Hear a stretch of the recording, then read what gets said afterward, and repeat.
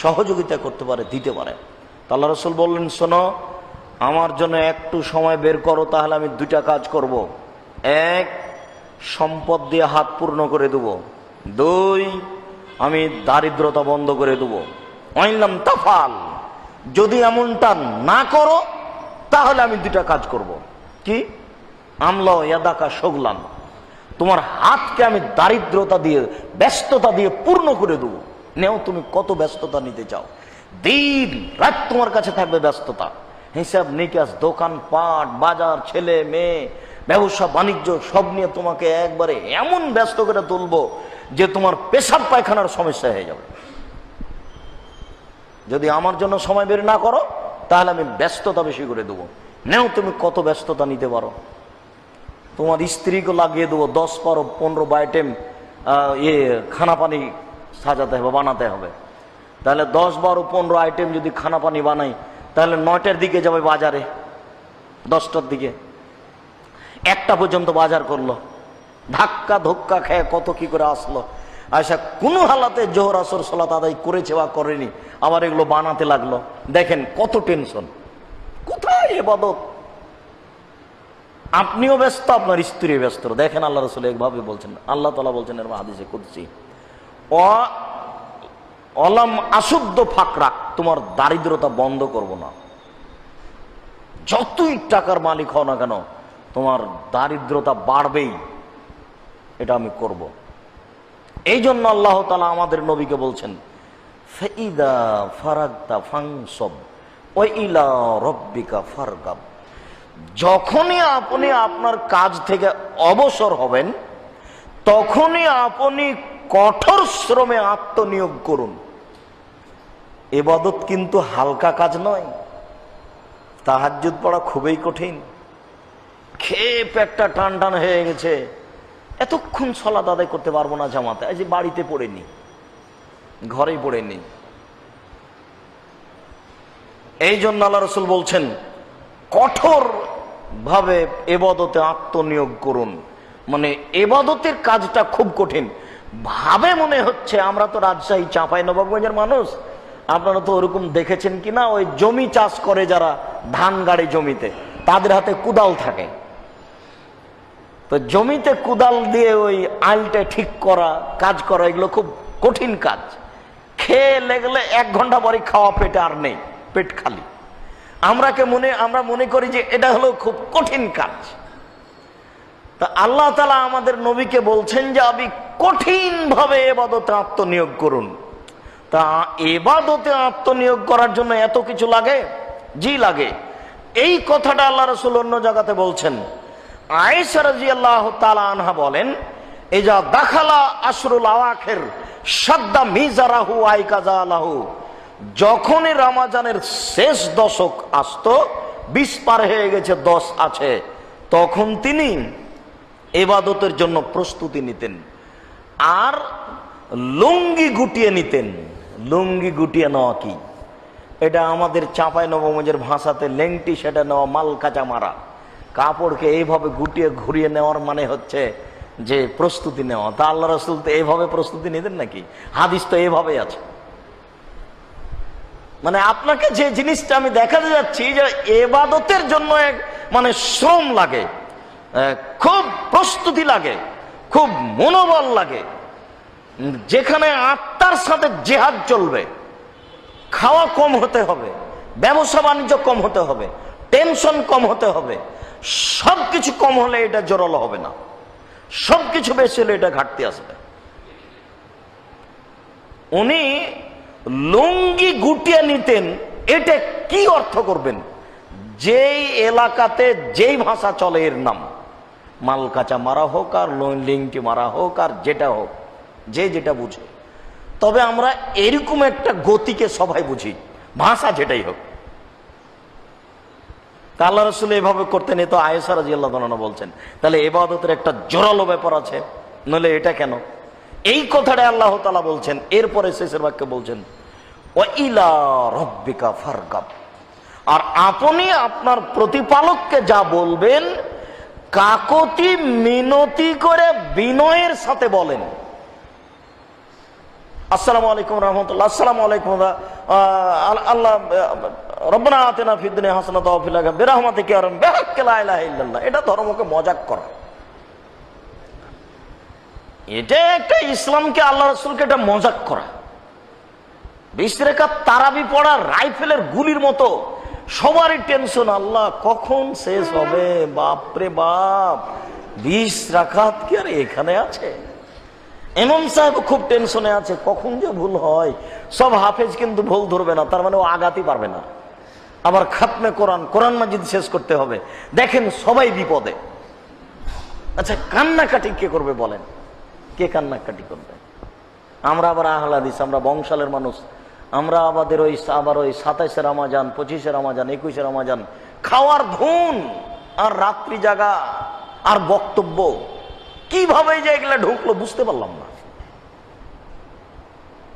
ইবাদত কোথায়? আর একটা ঢুকে গিয়ে এটা ইবাদত হয়ে গেছে, যেটা ইবাদতই না। আমি আপনাকে বলছি, আল্লাহ বললেন ওয়া ইলা রাব্বিকা ফারগাব, আপনি আপনার প্রতিপালককে কাকতি মিনতি করে বিনয়ের সাথে বলেন। এ কথা আল্লাহ বলছেন আমাদের নবীকে। নইলে আপনি এখনই কোরআন মাজিদ খুলে দেখেন, সূরা নাসর। জি, তাহলে একাই নির্জনে হতে হবে, 2 রাকাত সালাত আদায় করতে হবে। তারপর আল্লাহকে বলতে হবে আমি বড় গুনাহগার, তুমি বড় দয়াবান, আমি বড় অপরাধী, তুমি বড় ক্ষমাবান, তুমি একটু দয়া করো, তুমি আমাকে মাফ করো। এভাবে বলতে বলতে বলতে 2 চোখের পানি ঝরঝর ঝরঝর করে ঝরবে। তখন আল্লাহ দেখবেন যে এই লোকটা ক্ষমা চাচ্ছে। তখন আল্লাহ বলবেন আচ্ছা ঠিক আছে ক্ষমা করলাম। নইলে আল্লাহ কেন আমাদের নবীকে বলছেন বিনয়ের সাথে কাকতি মিনতি করে বলুন। এলাকার ভাষাতে কাকতি মিনতি করে যেটা চলে সেটাই ভাষা। একটা বিলাইকে এক থাবা দিবেন বিড়ালকে, আবার দৌড়িয়ে আসবে, আবার এক থাবা দিবেন বিড়ালকে, আবার আসবে। ওটা হলো আপনার কাছে বিনয়ের সাথে চাচ্ছে। এইভাবে বিহাক্কি লা ইলাহা ইল্লাল্লাহ হয়ে গেল দোয়া, এটা ইবাদত হলো। এগুলো হয় না, শরীয়তকে এগুলো মজাক করা, এগুলো কিছুই না। সম্মানিত উপস্থিতি, সূচনাতে আপনাদের 2টা কথা বলতে গিয়ে একটু বেশি হয়ে গেল। তার একটা হচ্ছে এই যে তাকদীরকে বিশ্বাস করলে একটু সহজ হয়ে যাবে। আব্দুর রাজ্জাক সাহেব কি ওয়াদা করলেন, আসলেন না, ছাড়েন। এক একজনের এক এক মন্তব্য আসতে পারে, আসাই স্বভাব সহজ, মানুষ মাত্র আসে। ভাগ্যের উপরে বিশ্বাস করলে, তাকদীরকে বিশ্বাস করলে এটা হবে সহজ। 2, দিন যত যাবে মানুষ দিন ধর্ম থেকে তত দূরে সরে যাবে। এই জন্য নিরাশার কিছু নেই। ইব্রাহিম আলাইহিস সালাম সারা পৃথিবীতে একাই একজন ইমানদার, আর কেউ ভালো মানুষ নেই। তার চলে আমার চলে না, আপনি নিরাশা হবেন কেন? আপনার স্ত্রী বা নিরাশা হবে কেন? বাড়ি থেকে বের হওয়ার পরে দেখি সবাই পাপী, দাড়ি নেই, চাঁচা, মিথ্যা কথা বলছে, ধোঁকাবাজ, প্রতারক, সবাকে দেখছি। বাসা থেকে বের হওয়ার পরে দেখি লক্ষ কোটি মেয়ে কাপড় ছাড়াই আছে, এমনিতে নগ্ন হয়ে। তার আমি একাই ভালো থেকে কি হবে, এ বলে আপনি নিরাশা হবেন না। ইব্রাহিম আলাইহিস সালাম আর তার স্ত্রী ইব্রাহিম আলাইহিস সালাম বলছেন সারা এই মাটির উপরে মাত্র 2 জন মুমিন ইমানদার, আমি আর তুমি।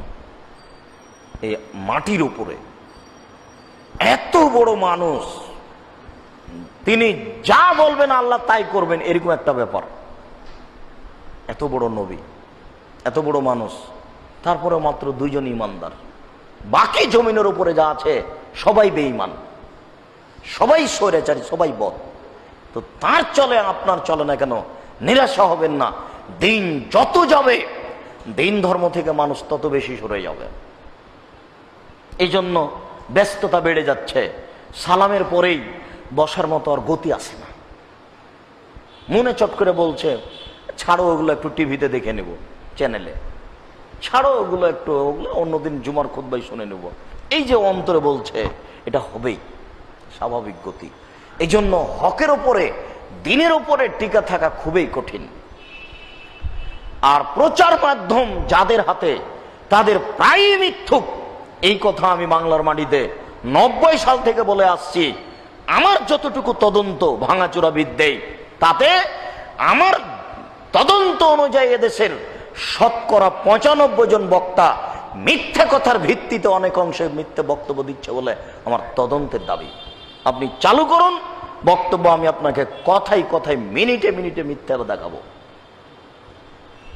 শতকরা 98 জন মুফাসসির অনেক অংশেই তারা মিথ্যা কথা বলছে বলে আমার তদন্তের দাবি। হক পাওয়াও কঠিন, আবার হক শোনাও কঠিন। সম্মানিত দিনী ভাই, যেসব মাধ্যম দিয়ে আল্লাহকে সন্তুষ্ট করা যাবে ইবাদতের জগতে, তার সবচেয়ে বড় মাধ্যম হচ্ছে সিয়াম, রোজা। আমাদেরকে সিয়াম বলতে চেষ্টা করতে হবে, রোজা নয়। রোজা মানে হচ্ছে উপবাস থাকা, আর সিয়াম মানে হচ্ছে বিরত থাকা। দুটাতে অনেক পার্থক্য আছে। সালাত মানে হচ্ছে প্রার্থনা করা, আর নামাজ মানে হচ্ছে উপাসনা করা। অমুসলিম হিন্দুরা উপাসনা করে, ওরাও উপবাস থাকে। জাহান্নাম মানে হচ্ছে যেখানে আছে সর্ব ধরনের শাস্তি, আর দোজক মানে হলো আগুন। দুটা এক নয়। জান্নাত মানে যেখানে সর্ব ধরনের সুবিধা, আম গাছ আছে, খেজুর গাছ আছে, সর্ব ধরনের গাছ আছে, সর্ব ধরনের ঝর্ণা আছে, সর্ব ধরনের ফল আছে, খাওয়ার আছে, এর নাম জান্নাত। গোশত হোক, মাছ হোক, ডিম হোক, যেটা হোক সব আছে। আর বেহেশত মানে হচ্ছে স্বর্গ,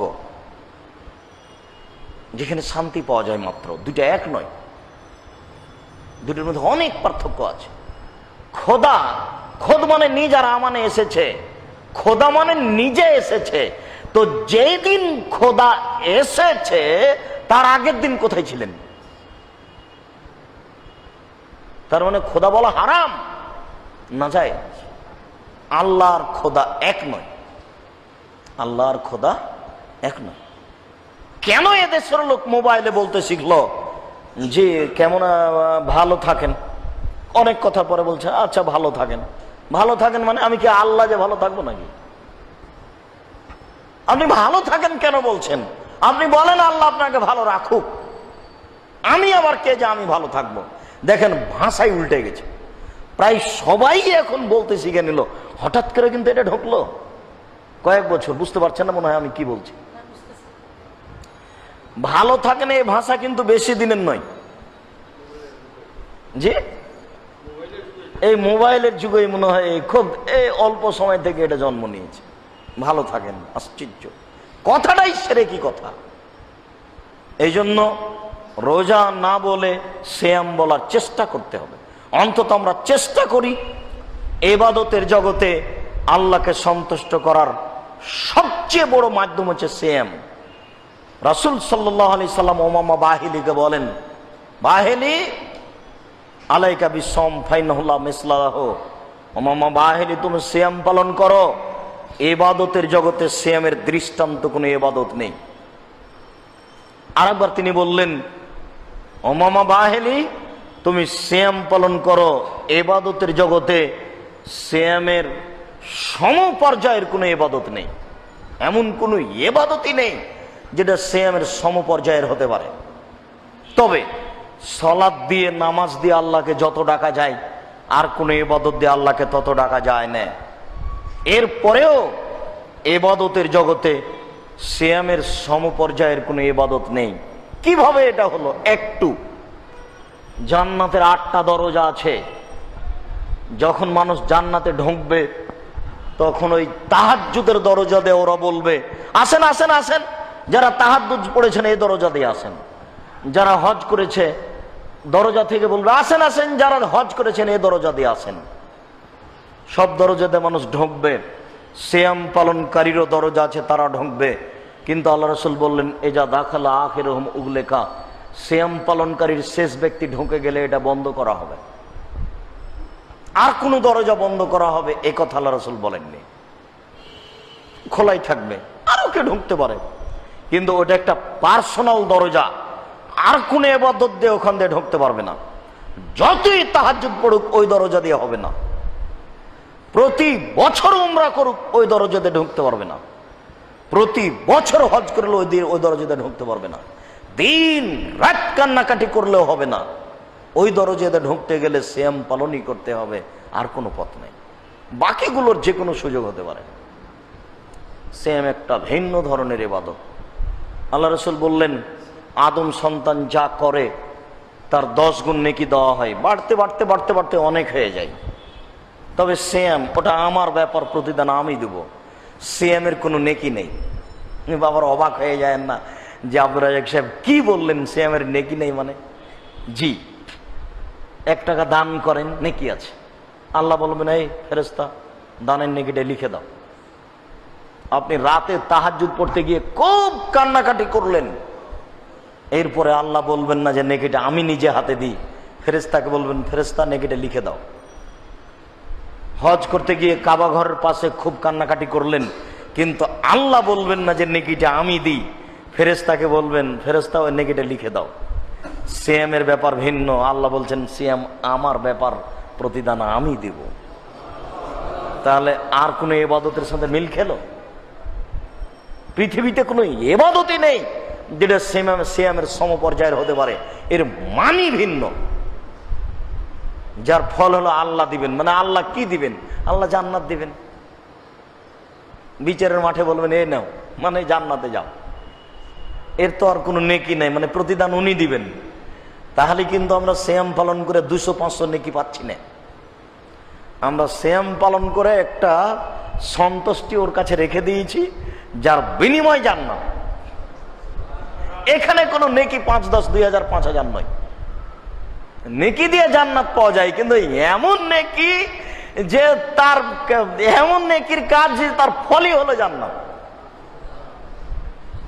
এই জন্য ইবাদতের জগতে সিয়াম ভিন্ন ধরনের ইবাদত। এরপরেও রামাজান, রামাজান মাস আসলে রহমতের দরজা খোলা থাকে, জান্নাতের দরজা খোলা থাকে, আকাশের দরজা খোলা থাকে, জাহান্নামের দরজা বন্ধ, শয়তানের পা বাঁধা। মানে কি? এর মানে কবরে শাস্তি হচ্ছে না, এই কথা মিথ্যে। এর মানে জাহান্নামে কেউ এখন ঢুকবে না, এই কথা মিথ্যে। এর মানে হলো এই, রহমত আমি একেবারে এইভাবে তুলে ধরেছি, তোমরা লুটে নাও। নেও, কে কত রহমত নিতে পারো? ক্ষমা, পুরো মাস ক্ষমা, পুরো মাস রহমত, পুরো মাস জাহান্নাম থেকে মুক্তি। 10 দিন রহমত, 10 দিন ক্ষমা, 10 দিন জাহান্নাম থেকে মুক্তি। হাদিস বাতিল, এ হাদিস চলবে না। যিনি বলছেন তার মাথাতে এটা আসে না যে উনি ভাগ করলেন কিভাবে। পুরো মাসই দয়া, পুরো মাসই ক্ষমা, পুরো মাসই জাহান্নাম থেকে মুক্তি। প্রত্যেক দিন আকাশ থেকে চিৎকার করে বলছেন, সকালের সময় দিন রাত বলছেন, যারা কল্যাণকামী তারা আগে আসো, যারা পাপী তারা পিছে হটো। এটা হলো জাহান্নাম থেকে মুক্তির মাস, এটা হলো জাহান্নাম থেকে মুক্তি ঘোষণা করে নেওয়ার মাস। আজ কোর্টে ফায়সালা, অমুক অমুক জেল থেকে মুক্তি। আজ আল্লাহর কোর্টে ফায়সালা, অমুক অমুক জাহান্নাম থেকে মুক্তি। জাহান্নাম থেকে মুক্তি ঘোষণা করে নেওয়ার মাস হচ্ছে রমজান মাস। তাকে এভাবে ভাগ করলো হুজুর। 1 টাকা দান করলে অন্য মাসে জানে কি হয়, এই মাসে তার চেয়ে 69 গুণ বেশি নেকি হয়। হাদিস মিথ্যে, এটা জাল। অন্য মাসে 1 টাকা দান করলে যত নেকি হয়, এই মাসে 1 টাকা দান করলে তার চেয়ে কোটি কোটি বেশি নেকি হয়। কত বেশি নেকি হয় তা মানুষ জানে না। এর নাম দয়া, এর নাম রহমত, এর নাম ক্ষমা। রমজান মানে কোন নেকির হিসাব নেই, কিন্তু বলে কে যে সুবহানাল্লাহ? এটা বলবে কে? রমজান মানে নেকির হিসাব নেই, কিন্তু বলবে কে আস্তাগফিরুল্লাহ ওয়া আতুবু ইলাইহি? বলবে কে? প্রায় সবাই বেদাতি, প্রায় সবাই সীমা লঙ্ঘনকারী, প্রায় সবাই হারামখোর, প্রায় হচ্ছে আপনার অন্যায়ের সাথে জড়িত। এক একজন এক এক দল নিয়ে, আর মত নিয়ে, আর মাঝহাব নিয়ে, আর আহাল পরিবার নিয়ে সবাই মত্ত আছে। আল্লাহকে সন্তুষ্ট করার জন্য কে বলছে একবার আস্তাগফিরুল্লাহ ওয়া আতুবু ইলাইহি? তাহলে রহমতকে লুটে নিবে। কেন? রহমতের দরজা খোলা, জান্নাতের দরজা খোলা মানে রহমতের দরজা খোলা, আকাশের দরজা খোলা মানে রহমতের দরজা খোলা, জাহান্নাম বন্ধ মানে রহমতের দরজা খোলা। শয়তানের পা বাঁধা মানে রহমতের দরজা খোলা, এটা কে নিবে? মান সামা রামাজানা ঈমান ও ইহতিসাবান গফিরাল্লাহু মা তাকাদ্দামা মিন জামবিহি। কেউ যদি ঈমান সহকারে নেকির আশায় রমজান মাসের সিয়াম পালন করে তাহলে তার অতীতের সব পাপ ক্ষমা করা হবে। দুঃখিত, আল্লাহ রাসূল সরাসরি বললেন না, দুইটা কথা লাগিয়ে দিলেন। এক, ঈমান সহকারে। দুই, নেকির আশায়। নেকির আশা তো সবাই করি, জেনে বুঝে করি আর না করি, কিন্তু ঈমান সহকারে আশা করছি এটা যে কঠিন। ঈমান আছে কিনা নিজেই বুঝতে পারি না, ঈমান আছে কিনা নিজেই বুঝতে পারি না। সব মিলে, পরিবার মিলে, অর্থ সম্পদ মিলে, চলার গতি নিয়ে, নেতৃত্ব নিয়ে সবকে জমা করে দেখতে হবে ঈমানটা আমার আছে কিনা। ঈমানই যদি না থাকে তাহলে তো ওই প্রথমেই আমি কেটে গেছি। মান সামারা মাজানা ঈমান ও ইহতিসাবান, ঈমান সহকারে নেকির আশায়, তাহলে সব পাপ ক্ষমা হয়ে যাবে। তাহলেও রহমতকে লুটে নিচ্ছে, জান্নাত চলে যাবে। ওইখানে যে কথাটি আল্লাহ বললেন, আল্লাহ রাসূল বললেন, সেটা হচ্ছে এই যে আমি নিজ হাতে নেকি দিব কেন? দুইটা কারণে। এক, আমি আল্লাহ আমার কারণে খাদ্য ছেড়েছে। এক।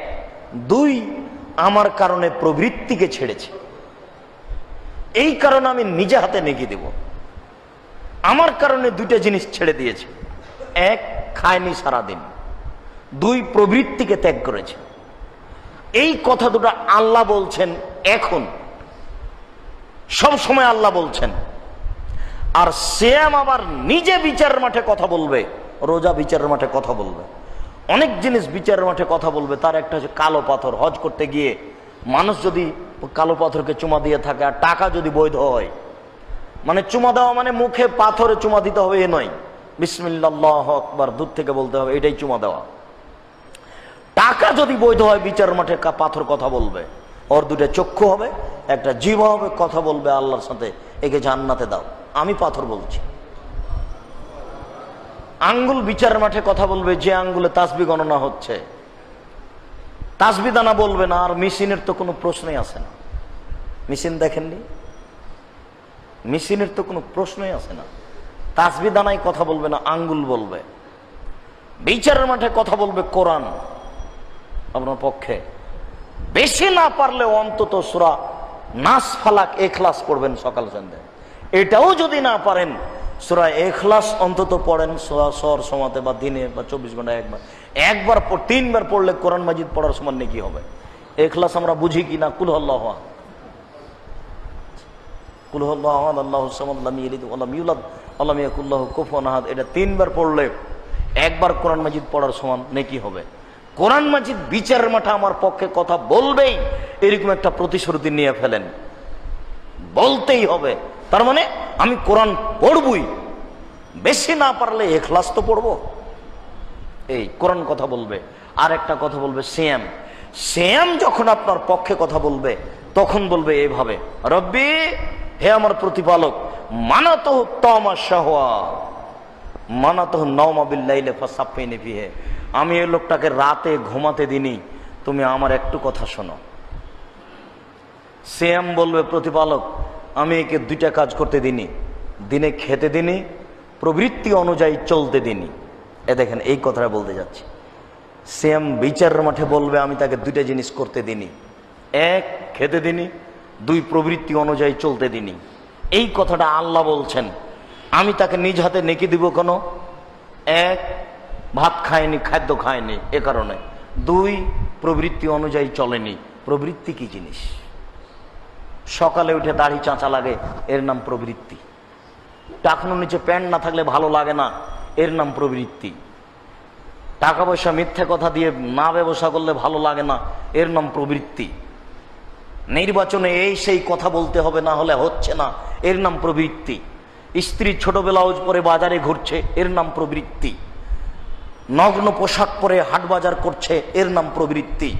প্রবৃত্তিকে অনুসরণ করে যারা, রোজা থাকে তারা, উপবাস থাকে তারা, প্রবৃত্তিকে ধ্বংস করেছে যারা, সিয়াম থাকে তারা, আল্লাহ তার পক্ষে, সিয়াম তার পক্ষে কথা বলবে, আল্লাহ তাকে নিজ হাতে নেকি দিবেন। অতএব সম্মানিত দিনী ভাই, সিয়াম যেন আমার পক্ষে বিচারের মাঠে কথা বলে, এই ব্যাপারে প্রস্তুতি নিই, প্রবৃত্তি ত্যাগ করে সিয়াম পালন করার চেষ্টা করি। এখানে জরুরি কয়েকটি কথা। তার 1 নম্বর জরুরি কথা, যে কোনো মূল্যে তাড়াতাড়ি ইফতার করতে হবে, এটা আপনি ফরজ করে নেন। এদেশে যেগুলো পেপার পত্রিকা আছে, প্রথম আলো হোক বা ইনকিলাব হোক, যেগুলো পত্রিকাতে সময় দেওয়া থাকে সূর্য ডুবার যে সময় দিয়েছে তার চেয়ে 1 মিনিট আগে ইফতার করবেন, অন্তত হাফ মিনিট 1 মিনিট। আর যারা বিজ্ঞাপন পোস্টার দিয়েছে রাস্তাঘাটে, দিয়ে বলছে যে সতর্কতামূলক 3 মিনিট দেরি করুন, এরা নেহায়াত অন্যায়কারী, এরাই হচ্ছে ইহুদিদের আচরণের লোক। আল্লাহ রাসূল বলছেন, আমার উম্মত ততদিন পর্যন্ত কল্যাণে থাকবে যতদিন তাড়াতাড়ি ইফতার করবে। ইহুদি খ্রিস্টান দেরি করে ইফতার করে, 1 মিনিট দেরি করলে এটা ইহুদি খ্রিস্টানের নীতি হবে। নির্ধারিত সময় যেটা আছে, জমিয়তের পক্ষ থেকে, যুব সংঘের পক্ষ থেকে, আন্দোলনের পক্ষ থেকে, আরো কারো পক্ষ থেকে, যেটাতে সবচেয়ে আগে সময় দেওয়া আছে, তার চেয়ে হাফ মিনিট 1 মিনিট আগে করবেন। কথা কি আমার বোঝা গেছে? ওই যে আগে মা চাচিরা ইফতার করতেন, ওই যে সূর্য ডুবছে, ওই যে সূর্য ডুবছে, দড়িয়ে এসে বলছে আম্মু সূর্য ডুবে গেছে, তখন মুখে পানি দিয়েছে, ওটাই ছিল আসল টাইম। কথা কি বুঝতে পেরেছেন? ওটাকে নিয়ে আসা হয়েছে এখন। অতএব সবচেয়ে যেটাতে তাড়াতাড়ি করা হয়েছে 2-1 মিনিট আগে, তার চেয়ে হাফ মিনিট 1 মিনিট আগে করবেন। তাহলে অন্তত হাদিসের প্রতি আমল করা হলো তাড়াতাড়ি। হাফ মিনিট দেরি করলে রাসূলের আদেশকে অমান্য করা হলো। এরপরে সাহারিতে দেরি করবেন। আগে তো আমাদের মা চাচিরা 3 তারা দেখে রান্না করত, ওগুলো তো এখন নেই। এখন অপেক্ষা করেন, একটু কোরআন তেলাওয়াত করেন, আর 15 মিনিট আছে আজানের, খেতে বসেন। 5-7 মিনিট আগে খাওয়া শেষ করেন, যাতে করে 2 রাকাত সালাত আদায় করতে করতে ফজরের আজান হয়। কথা বোঝা যায় না মনে হয়? মসজিদ থেকে বের হয়ে 2 রাকাত সালাত, তারপরে আজান, এরকম হাদিসে বোঝা যাচ্ছে। তাহলে আপনার সাহারিটা হবে 10 মিনিট আগে, 15 মিনিট আগে, 5-7 মিনিট আগে। এরপরে আজান হচ্ছে, আপনি খান। এটা আমরা নিয়মিত বলিনি, আজান হয়েই গেছে, খানা উপস্থিত, তবুও খান। এটা আপনার কোন সমকার গতি। আপনি সাধারণত খাবেন আজানের আগে। বলছিলাম সাহারি দেরি করে করুন। ইফতারের ব্যাপারে তাজা খেজুর দিয়ে ইফতার করবেন। ফাইনলাম তাকুন, যদি তাজা খেজুর না থাকে তোমায়রা, শুষ্ক খেজুর দিয়ে ইফতার করবেন। ফাইনলাম তাকুন ফাহাসা হাসাওয়াতিন, তাহলে কয়েক অঞ্জলি পানি, 1 ঢোক পানি মুখে দিবেন আগে, তারপরে অন্য কিছু। পৃথিবীর যে কোনো খাদ্য আর সুযোগ পাবে না, কোনো খাদ্য আর আগে যেতে পারবে না। রাজশাহীর ফজলিয়াম যতই মিঠা হোক, সুযোগ নেই।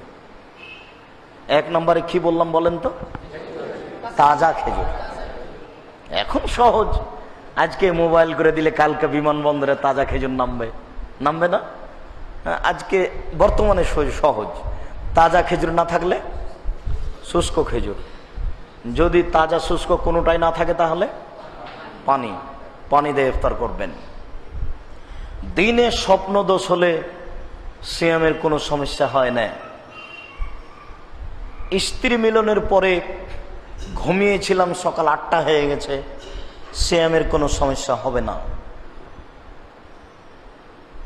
রাত 2টার সময়তে সাহারি খেয়ে নিয়েছি, এখন স্ত্রী মিলন বন্ধ, এ কথাও নয়। যখন আজান হবে তখন বন্ধ, যখন খাওয়া বন্ধ তখন এসব বৈধ কাজগুলি বন্ধ।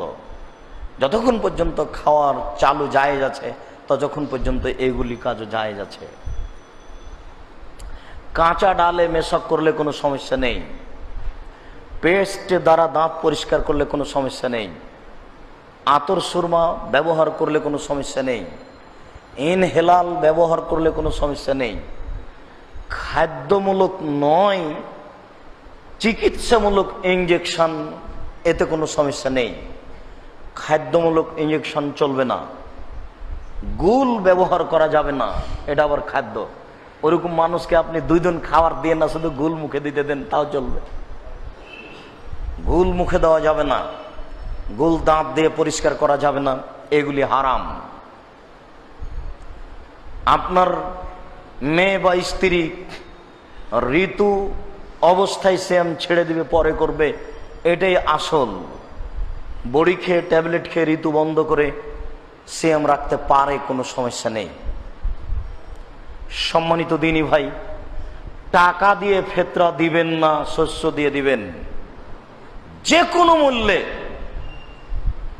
টাকা দিয়ে ফিতরা আদায় হবে না, এটাই চূড়ান্ত। টাকা দিয়ে ফিতরা আদায় হবে না, এটাই চূড়ান্ত। টাকা দিয়ে ফিতরা আদায় হবে না, এটাই চূড়ান্ত। সারা পৃথিবীর মানুষ যদি টাকা দিয়ে ফিতরা আদায় করে, সারা পৃথিবীর মানুষই গুনাহগার, এই কথাই ঠিক। শস্য দিয়ে ফিতরা আদায় করুন, ঈদের দিন করুন, ঈদের একদিন আগে করুন। প্রথম সিয়াম থেকে 15 দিন থেকে 20 দিন থেকে এগুলো একটাও চলবে না। এই ব্যাপারে আপনার পিতাই যথেষ্ট বৈশিষ্ট্যে। দেখতে পাচ্ছিলেন না, আপনার পিতা ঈদের দিন সকালে আগে চাউল নিয়ে যেত, ধান নিয়ে যেত, জমা দেওয়ার পরে ঈদের মাঠে। মনে পড়ছে না এগুলি? ঈদের দিন ছিল এটা, আজকে 15 দিনে চলে আসলো কেন? ফকিরদের সুবিধা, ফকিরদের সুবিধা লাগবে না, ফকিরদের সুবিধার প্রয়োজন নেই, শরীয়তের প্রয়োজন। বন্টন কবে হবে সর্দার বুঝবে। ঢাকা শহরে আছে কিসের সর্দার? ঠিক আছে, আপনি মেপে রাখেন ঈদের দিন সকালে বা ঈদের আগের দিন, সেদিন পেলে ভিক্ষুককে দেন, তখনই দেন। ভিক্ষুক নাই 2 দিন পরে দেন। ফিতরার ব্যাপারে খুব সতর্ক সাবধান থাকবেন, সামান্যতম পিছপা হবেন না। যেমন ভাবে ইফতারের ব্যাপারে কঠোর হওয়ার জন্য বললাম, শেষের 10 ওয়াক্তের ব্যাপারে আপনারা খুব সতর্ক হন। শেষের 5 রাতের বক্তব্য চলবে না, খাওয়া পানি এইভাবে চলবে না, এইভাবে রান্না বান্না চলবে না, এইভাবে জিলাপির অনুষ্ঠান চলবে না। এটা চূড়ান্ত বেদাত। এর ব্যাপারে মুখ খোলার কারো সাহস নাই, কিয়ামত পর্যন্ত হবে না। এই 5 রাত্রি ছিল কান্নাকাটির রাত্রি। এই রাত্রিতে কিভাবে ইবাদত করব? কম খাই, এটা হলো প্রথম প্রস্তুতি। দ্বিতীয়, জামাতে এশার সালাত আদায় করে নি, তারপরে একটু শুয়ে যাই, 1 ঘন্টা 8 ঘন্টা দেরি করি। রাত 11টা 11:30 হয়ে এসেছে, মসজিদে বা নিজের ঘরে নির্জনে আল্লাহ আকবর বলে সালাত আরম্ভ করব 8 রাকাত। আমি তো হাফেজ নই, সূরা ফালাক আর সূরা নাস মুখস্থ আছে। আচ্ছা ঠিক আছে, তাই থাক। আল্লাহ আকবর বলে সূরা ফাতিহা পড়ি, এরপরে বিসমিল্লাহ সূরা ফালাক, বিসমিল্লাহ সূরা নাস, বিসমিল্লাহ সূরা ফালাক, বিসমিল্লাহ সূরা নাস পড়তে পড়তে পড়তে যখন ভাববো আর দাঁড়িয়ে থাকতে পারি না, তখন যাব রুকুতে। রুকুতে বলতে থাকবো সুবহান রাব্বিল আযীম। ভাবছি এখন আর থাকা যায় না, তখন উঠবো। সিজদায় যাব, বলবো সুবহান রাব্বিয়াল আলা, বলতে থাকবো লক্ষ কোটি বার। যখন ভাবছি আর থাকা যায় না, তখন উঠে আসবো, দোয়া পড়বো, আবার যাব বলবো। এই হবে 1 রাকাত। এইভাবে আর 1 রাকাত, এ হলো 2 রাকাত। এইভাবে আর 2 রাকাত, এ হলো 4 রাকাত। 5 কারো থাকা হবে না। স্ত্রী থাকলে কিন্তু কান্নাকাটি করা যাবে না, কেমন কেমন লাগবে। ছেলে মেয়ে থাকলে কিন্তু হবে না। ঘরে কেউ আসে না, ঘরে যেন হঠাৎ করে কেউ দরজায় হাত না দেয়। দরজায় হাত দিলে কিন্তু আপনার কান্নাকাটির ভাবটা কেটে যাবে। প্রয়োজনে দরজাটা বন্ধই করে দেন। এরপরে তাসবিহ তাহলিল জিকির আজকার, হাত তুলে দোয়া, ক্ষমা। কিভাবে ক্ষমা নেবেন? আপনাকে এখনই ক্ষমা নিতেই হবে, যে কোনো মূল্যে। কেঁদেই নিতে হবে, যে কোনো মূল্যে নিতেই হবে। এরকম একটা আপনি প্রস্তুতি নেন, ঘন্টা যাবত, 1.5 ঘন্টা যাবত, 2 ঘন্টা যাবত। রমজান পার হয় না যেন আল্লাহ আমাকে মাফ করা ছাড়া, তুমি একটু দয়া করো, আমাকে মাফ করো। আমার মাফ হবে না, রমজান পার হয়ে যাবে, এটা আমি চাই না। আস্তাগফিরুল্লাহ ওয়া আতুবু ইলাইহি। রব্বিগফির ওয়ারহাম ওয়া আনতা খায়রুর রাহিমিন। তুমি বড় দয়াশীল, তুমি বড় ক্ষমাশীল, তুমি দয়া করো, তুমি ক্ষমা করো, তুমি বড় দয়াশীল, তুমি বড় ক্ষমাশীল। রব্বি আন্নি মাসানি যুররু ওয়া আনতা আরহামুর রাহিমিন, হে আমার প্রতিপালক, আমি বড় বিপদে, তুমি বড় দয়াবান। রব্বি ইন্নী যালামতু নাফসি ফাগফিরলি, হে আমার প্রতিপালক, আমি অন্যায় করেছি, তুমি আমাকে মাফ করো। বলতেই থাকেন, দুই চোখের পানি ঝরঝর ঝরঝর করে যখন ঝরবে তখন আপনি বুঝতে পারবেন যে আমি আল্লাহর কাছে ক্ষমা চাচ্ছি। ছেলে মেয়ে আহাল পরিবার কি বলতে চাচ্ছেন সব বলে শেষ করে নেন। এরপরে আবার 4 রাকাত, দেখবেন ফজর হয়ে এসেছে। ওইভাবে এটাই ছিল আয়েশা রাদিয়াল্লাহু তাআলা আনহাকে জিজ্ঞাসা। আয়েশা রাদিয়াল্লাহু তাআলা, আপনি রাসূলের ইবাদতের ব্যাপারে বলেন। তিনি বললেন, রামাজান এবং রামাজানের বাইরে 11 রাকাতের বেশি তিনি সালাত আদায় করেননি। তোমরা জিজ্ঞাসা করো না আমাকে তার সুন্দরতা সম্পর্কে, তোমরা জিজ্ঞাসা করো না আমাকে তার সালাতের দৈর্ঘ্যতা সম্পর্কে, কত যে দীর্ঘ সালাত ছিল তোমরা আমাকে জিজ্ঞাসা করো না, আমি তোমাদেরকে কি দিয়ে বুঝাই সেটা যে কত সুন্দর ছিল তোমরা আমাকে জিজ্ঞাসা করো না, আমি কি দিয়ে বুঝাই। বলেন তো 20 রাকাত তারাবি যেটা রাইফেলের গুলির মতো চলছে, এটার সাথে ওইটার কি সম্পর্ক? চ্যানেল হাতে থাকলেই বলতে হবে 20 রাকাতের হাদিস জাল, এ কথাই চূড়ান্ত। 20 রাকাতের হাদিস জাল, এ কথাই চূড়ান্ত।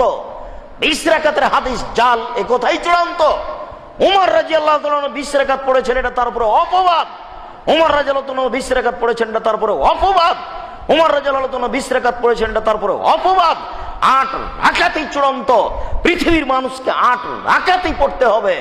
3 রাকাত ভেতর পড়বে, সুন্দর করে দীর্ঘ সময় পড়বে। মসজিদে নববীতে হচ্ছে যে, কাবা ঘরে হচ্ছে যে, সারা আরব ভূখণ্ডের আর কোন মসজিদে হয় না, এই 2 মসজিদে হয় কেন? এটা হলো হুকুমি সরকারি নামাজ। এখনো এই 2টা মসজিদ তুর্কিদের অধীনে। 8 রাকাত চালু করলে সমস্যা হবে, এই জন্য হুজুরেরা সাহস করে না। মদিনা বিশ্ববিদ্যালয়ের শিক্ষক ছাত্র 8 রাকাত হলে চলে যায় আর বলে এখন শুরু হলো সরকারি নামাজ। এই 2 মসজিদ ছাড়ার কথা নাই। কাজেই ওখানকার ধর্ণা দিয়ে চলবে না। চ্যানেল হাতে থাকলে সব কিছু দখল করে বলতে হবে, এ কথা নয়। কিয়ামত পর্যন্ত তাদের হাতে চ্যানেল থাকবে, এ কথা মিথ্যে। একদিন আমাদের হাতে চ্যানেল আসতে পারে, যেদিন আসবে সেদিন তারা